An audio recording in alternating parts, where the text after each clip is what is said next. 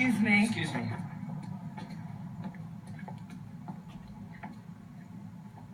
Hey, could we do that again? I know we haven't met, but I don't want to be an ant, you know? I mean, it's like we go through life with our antennas bouncing off one another, continuously on ant autopilot, with nothing really human required of us.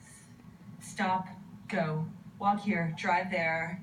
All action basically for survival, all communication simply to keep this ant colony buzzing along in an efficient, polite manner. Here's your change. Paper or plastic? Credit or debit? You want ketchup with that?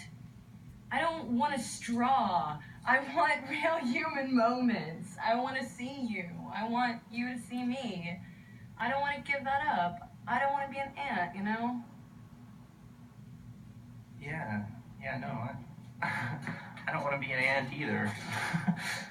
Yeah, thanks for kind of like jostling me there. I've been kind of on zombie autopilot lately. I don't feel like an ant in my head, but I guess I probably look like one. It's kind of like D.H. Lawrence had this idea of two people meeting on a road, and instead of just passing and glancing away, they decide to accept what he calls the confrontation between their souls. It's like freeing the brave, reckless gods within us all. Then it's like we have met. So I'm doing this project, and I'm hoping maybe you'll be interested in doing it. It's a soap opera. And so the characters are the fantasy lives or the alter egos of the performers who are in it. So pretty much just figure out something you've always wanted to do or life you've always wanted to lead or occupation or something like that. And we write that in. And then we also have your life intersect with other people's in the soap operas in some typical soap opera fashion. And then I also want to show it in a live venue and have the actors present so that once the episode is screened, then the audience can direct the actors for subsequent episodes with menus or something. So it has a lot to do with choices and honoring people's ability to say what it is that they want to see, and also consumerism and art and commodity, and if you don't like what you got, then you can send it back, or you get what you pay for, or just participating, just really, making choices. So you want to do it? Yeah, that sounds really cool. I'd love to be in it, but I kind of gotta ask you a question first, though. I don't really know how to say it, but what's it like to be a character in a dream? Because I'm not awake right now. I haven't even worn a watch since like 4th grade. I think this is the same watch too. Yeah, I don't even know if you're able to answer that question, but I'm just trying to get like a sense of where I am and what's going on. So what about you? What's your name? What's your address? What are you doing? I can't really remember right now. I can't really recall that, but that's beside the point. Whether or not I can dredge up this information about, my address or, my mom's maiden name or whatnot. I've got the benefit in this reality, if you want to call that, of a consistent perspective. What is your consistent perspective?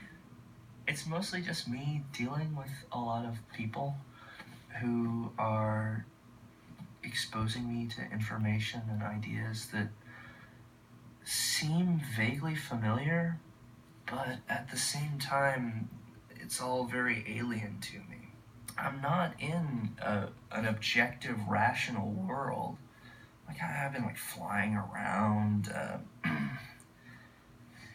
know. It's weird, too, because it's not like a fixed state. It's more like this whole spectrum of awareness. Like, the lucidity waivers. Like, right now I know that I'm dreaming, right? And we're, even talking about it. This is the most in myself and in my thoughts that I've been so far. I'm talking about being in a dream. But I'm beginning to think that it's something that I don't really have any precedent for. It's totally unique. The quality of the environment and the information that I'm receiving, like your soap opera, for example. That's a really cool idea. I didn't come up with that. It's like something outside of myself, like something like transmitted to me externally. I don't know what this is. We seem to think we're so limited by the world and the confines, but we're really just creating them. And you keep trying to figure it out, but it seems like now that you know that what you're doing is dreaming, you can do whatever you want to. You're dreaming, but you're awake. You have um, so many options, and that's what life is about. I understand what you're saying. It's up to me. I'm the dreamer. It's weird, like, so much of the information that these people have been, like, imparting to me, it's got this, like, really heavy connotation to it. Well, how do you feel?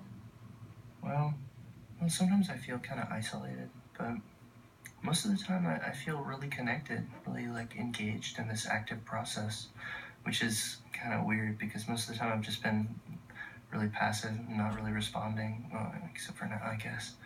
Just kind of like letting the information wash over me. It's not necessarily passive to not respond verbally or communicating on so many levels simultaneously. Perhaps you're perceiving directly. Most of the people that I've been encountering and most of the things that I would want to say, it's like they kind of say it for me and almost like at my cue. It's like complete unto itself.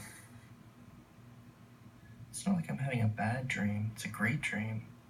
But it's so unlike any other dream I've ever had before. It's like the dream. It's like I'm being prepared for something.